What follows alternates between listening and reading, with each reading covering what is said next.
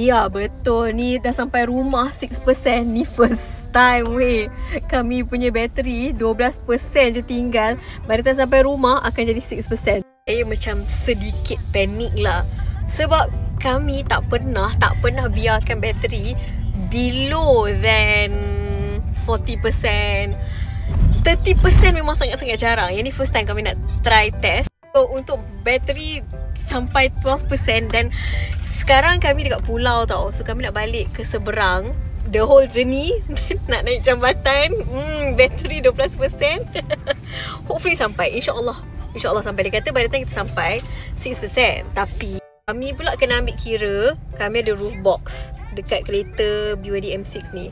Jadi data tu kita tak boleh nak 100% percaya. Tapi insyaAllah kita cuba. Macam satu warning yang dia kata your battery is very low. Please find the nearest charging station.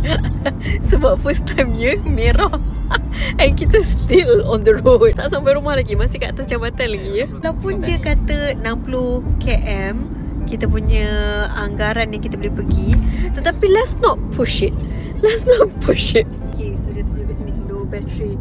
Vehicle is running out. Sekarang ni kita punya battery percentage is 8%. And kita berjaya sampai with 7% lagi. Oh, dia dah kata please charge in time. So maksudnya bila dia cakap macam berapa anggaran percentage yang kita akan sampai tu, kiranya quite accurate jugalah. Based on the navigation system, navigation software yang ada kat dalam ni, kira quite accurate jugalah. Dia kata by the time kita sampai around 6%. Kami pun macam risau lah sebab kami kan pakai roof box semua tu kan. Tapi memang betul-betul boleh dikira lah. Oh ni kalau kita nak pergi Sunway Carnival dia kata 5%. Serius lah. So daripada kita nak ke sini 2% je ke dia guna? Oh kalau dekat sini, kalau kita kata kita nak pergi ke Geni Paragon kan, dia kata kita akan macam mati bateri habis daripada kat sini. So by the time kita sampai Geni Paragon tak ada bateri. Kita mati dengan jalan. Okay, faham. This is good to know. This is very good to know. Dia cakap apa kat sini ya? Destination is out of reach. Wah, so bagus.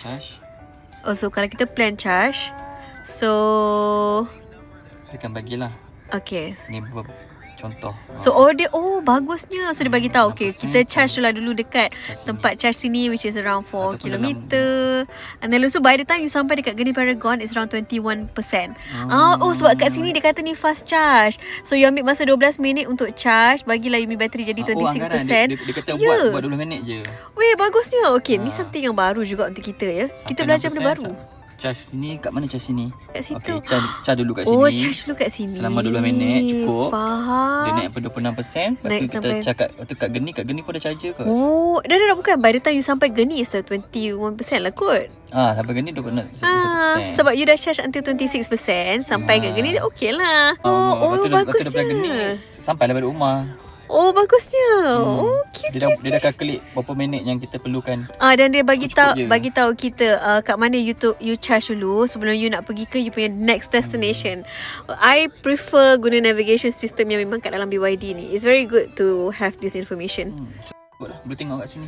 Tak payah takut. Tengok je dekat sini. Quite tepat jugalah sebab kami pun tak tahu sama ada betul ke kami akan sampai dan bateri akan tinggal 6%. Tapi rupa-rupanya dia tinggal 7%. So that means it's quite accurate. Jom kita belajar benda baru hari ni.